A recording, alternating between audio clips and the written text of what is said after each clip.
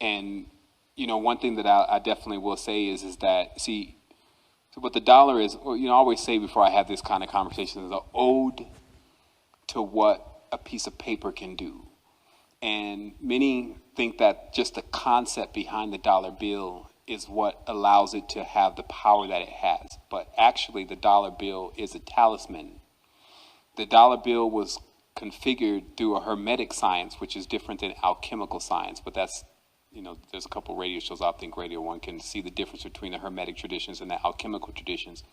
But this is the configuration of a two-dimensional imprint that actually, with the magnetic strip, attracts a person to their own demise. And so one is basically to attempt to balance out those kind of currents, because it's not that you're going to be able to just drop it right away.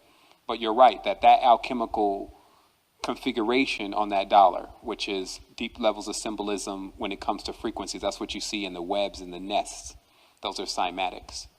And then you see the signature, the two-dimensional imprint of the dead president, which is obviously necromancy, right? You're showing images of someone dead, and then you have their signature there. So this art or craft is ancient. And what it causes is it causes a resonation to the ideas of the core of where those bones reside. So wherever those bones of those presidents reside, they generally are on a field that is configured geomantically to emit this level of enslavery and what's going on with why we have to utilize that particular greenback in order to become a form or a barter system for our energy. So you're definitely right that once one's turned on to their own energetic field, what happens on the money level, again, because the world is using it, is that the money does actually come abundantly as long as one plants it properly. And then eventually you realize, because if you're trafficking in this kind of knowledge, you realize sovereignty is actually obtained first spiritually by disavowing. That just means that you go against the system that is emulating some kind of external entity as being the end-all, finish-all for people. And then you work to control real power, because remember, these in the dominion realm, they're working with electricity, they're working with water. That's their powers. It's not like our ancestors in the level of their power, but through that power still, you know, your water, your electricity, there is a heavy level of control. So when one is able to produce their own water, whether they have a well, their own electricity, whether they're using solar power, then they actually symbolically put their spirit in the next stage of its own sovereign freedom. And so these are things, that's why I say as above, so below. If you find that you cannot work at something on a specific level, there's always a spatial. There's always a place that you can undo or work in a way where you can free yourself from certain things that will otherwise be impossible in certain places. So like moving a stone, like in the physical reality, that stone ain't going nowhere, it's too heavy. But you move in the next spatial, you could move it onto the top of the mountain and then come back in the physical plane and find it there. So that's how we move large objects. And that could be an entity, that could be over profane thought, like money, that could be anything. We can easily go, when we understand this knowledge, I remember knowing is half the battle. So just simply the mind hearing this today already is at work. That's how fast it moves. Mm-hmm. And because the mind, body, and soul moves in conjunction, because a lot of people are like, oh, well, you know, that's only the mind, that's only knowledge. No, you don't know what's going on then. The mind and the body and the soul move as one. So even when the mind hears something, it passes it on to the soul, or the spirit, excuse me. And then the spirit, being as a flaming fire, will try to whip up the beast to do what needs to be done in order for the next level to come along, because it has heard something greater. And that's why they say even the jinn can be convinced. If you read the Quran to them, the Quran was the book or the Kabbalah which read out the secrets of a person's body, numerically equivalent to the number 19. Not the book that was brought into publication after the Abrahamic traditions attempted to usurp the entire throne of the kingdom of the world, also known as Brahm, and his wife Saraswati, which comes out as Abraham and Sarah. So what we realize again is that something new is on the wind. and it cannot be stopped. And those who move with that force cannot be thwarted. And the only thing it requires is integrity and truth. That's it. Like, as far as your flaws and all of that kind of stuff, that's petty. Like, if we cannot agree in where we are now, then we want to change the past. So you have to just get comfortable with yourself and where you are. Like, hey, what I did got me to where I'm at right now, but I can change. I'm not going to be judged. See, the judges are the Hebdomad. Those are the 7 gods that reside around the realms and circumference, like the old Sumerian pantheism of the 7 realms, 7 days of the week. When you're not judged, meaning you come out of that whole idea that you have to harmonize with some kind of state of consciousness or some kind of punishment system, all of those kind of things, then one passes by them because they cannot see them. This is like what they show you in the Kemetan. You see the big deities, and none can cross their gates without being basically shaken down for their memories. When one is not judging, they can't even be seen, so they just glide right by. And this, again, is way a different level of knowledge for the traveler, but that's what we're doing, is we're traveling now beyond the scope of this realm. And instead of going there looking for knowledge like we're scientists or on any of these kind of systems and crafts that they've been using that are defunct, what has been abhorred in heaven and brought down by those who were brought low, we're going in there and we're just staying open and neutral. And we have our birthright, which is our mother. And there was no being in this vicinity that didn't know about our mother and doesn't have kids by our mother. And that's why, when they try to demonize it, they go, oh, they're harlot. But see, every Mary in the book of the Bible is all the same being.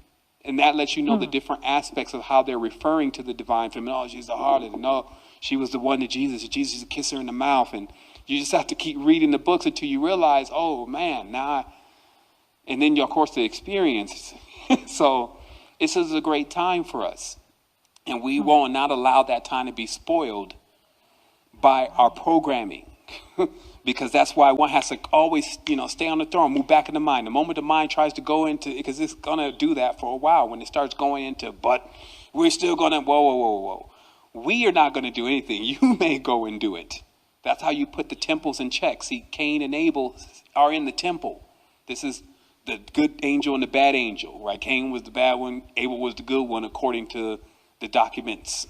So, but they sit in the temple, meaning they sit in the left or the right side of the brain. It's all metaphors. And then they're always like basically talking about doing opposite what the other one is doing. And this keeps us in this conflict. But remember, the conflict is generating power for the cosmos, and the cosmos is riding across like it's a chariot. You see, so we can't look for sympathy from the cosmos. And this is the deep thing to think about, is that it's all energy. So our conflicts create energy, just as the pistons moving back and forth with an engine create power. So if all is energy, then the whole conflicts of what goes on inside of this crucible is only fueling a much more larger life form that needs to exist in order to become the foundation for something even greater than it. Meanwhile, you're in this. That's always like to just segue out of it and be like, but meanwhile, I'm in this. So just as having this microcosmic universe within myself, that does not mean that when taking domain and sovereignty over myself, that I have to agree to any of this going on with me. And if this is the case in which my name has been written anywhere, because I'm nameless, I'm Amen, I'm only a frequency that never repeats itself twice, I disavow. And that means I'm out of it. So I'm out of the confusion, because that was what was on the Oath of Harmon and all of what they were talking about, and all of let's go do the deed, and the giants came in with the women and all of that. Like, okay, that's great. I've closed the book now. Where are we at? What have we learned? What have we gained? I'm holding count, recompense on myself, not others. I'm not trying to master over others, master myself. I'm not a sorcerer. So in teaching that, then one sees the truth within themselves. And that, to me, that's the greatest arcana right there. That's the formula. So it's so funny, because if we keep trying to find it outside, we'll never find it. It's like something on your hand, but your hand is too close to your face, so you can't see it. And that's how it eludes us. But when we step back for a minute and take just a look at ourselves, we start seeing the incredible existence. And then when you reverse engineer that, any person that ever worked mechanics, you reverse engineer that, you realize the whole thing is sentient. So we're not in a dummy. We just need to wise up. And then once we do that, we change the frequency. So by cosmic laws, which is, I don't want to play with land law, I don't play with Merovingian law, I don't play any of the cosmic law. Now, what has been done must be undone. You must untie this Gordian knot. And then don't give me that it's impossible, because that's what our ancestors do. We do the impossible then. So these are the guys, and these are the women, and these are the beings, and these are the spirits that you call when it's time for the impossible to be done. And it looks like to me, when ignorance, pestilence, injustice, and abuse of our children comes over the land, then I incarnate. Meaning no matter what days I'm in, what stupor I'm in, if I'm running around the club or whatever, I get a page. And then that page say, hey, it's time to wake up, Supreme Being. Because everything that you are is at stake. It's the age-old time again. And we must respond to that call. So this Donald Trump is the final Trump. The final trumpet. It's the time for people to wake up. If so many people can be led to, I mean, that was a joke at first. Now it's not funny. We can see the level of where people are. It's like they're putty in the minds of the media now. Hollywood is the politics. I mean, Reagan started that. Shit, it goes back even further. So we now say, well, what are we going to do? We need our power. And our power doesn't come from outside. It comes from within. If you can't configure your consciousness properly, you can't even hold the power. It just burns up your lines in your skin. It's vivid. It burns all up through the veins and the nadis of the body. The chakra collapses. So that means we got work to do. But guess what? We have the ability. We have the genetics. We have the memories. We have the help. The only thing that we got to do is agree to be available to ourselves. It's time for you now. You need you. So all the extra stuff that we're catering to, all the codependencies, like I said, the people that, are pulling from us and the things we keep engaging with, trying to hold it up, you get the page. Mystic.